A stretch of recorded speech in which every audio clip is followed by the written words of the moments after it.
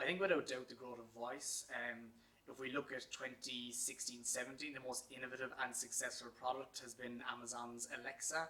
If we then look at search patterns, particularly when people are searching for products online, 60% of those are now starting on Amazon within the US. A lot of people would suggest that it's Google, it's not, it's Amazon. And if you take that and account for the fact that Amazon have warehouses within 20 miles of roughly 50% of the US population, it shows you the traction that they have within that particular area. If you've got the distribution network and combine that with voice in terms of a technology to buy and consume products and services, that's a very, very powerful combination. I think the main thing is attention and telling your story. It is hugely important. Every single business out there has a great story to tell. Maybe you don't think you've got a good story to tell, but everyone has a story of how they set up the business, the research in that business, the different types of customers that they have, where they're going in the future, quirky employees. It doesn't matter what it is. Everyone has a story to tell. And if you can tell that story in a way that resonates with your customer base via content marketing, you distribute it towards the right or through the right channels, via Facebook, Instagram, Twitter, whatever medium is correct for you, then you can win within this attention economy. So I think if you ask any marketer in 2018 what is the most powerful platform out there at the moment, they will say Google Analytics, and we can now tell through scientific precision what our sales attribution actually looks like, what content is driving people not only to the website but also to sales of particular products and services.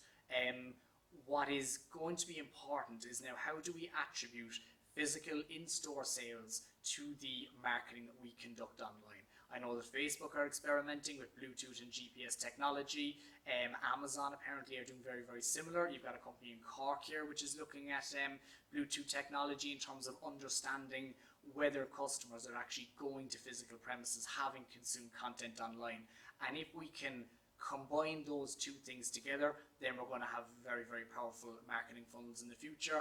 And we're also going to have a lot of questions to ask and answer in terms of ethics around data capture, how that data is actually captured and how it's utilized to actually advertise to consumers. But that would be what I would say is going to be a core research agenda over the next number of years.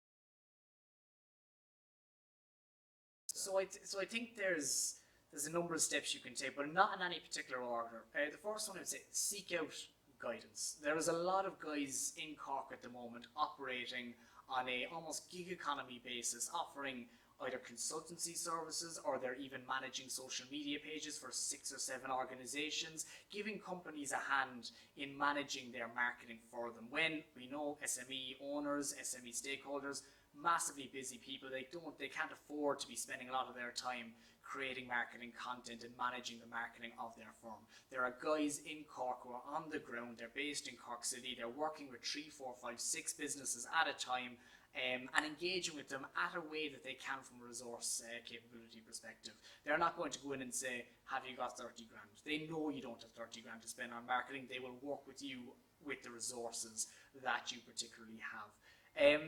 Following that though, I think there is an element of just get up and do it. The amount of businesses, brands that don't have web pages, or they've got very, very old web pages, they don't have social media pages, or maybe they do but the content is very, very poor. It's important that you realize that you do have, again, a story to tell. You do have avenues whereby you can create content and you can gain traction and cultivate a community online if you create content which is meaningful, which is resonant, and which people are interested in.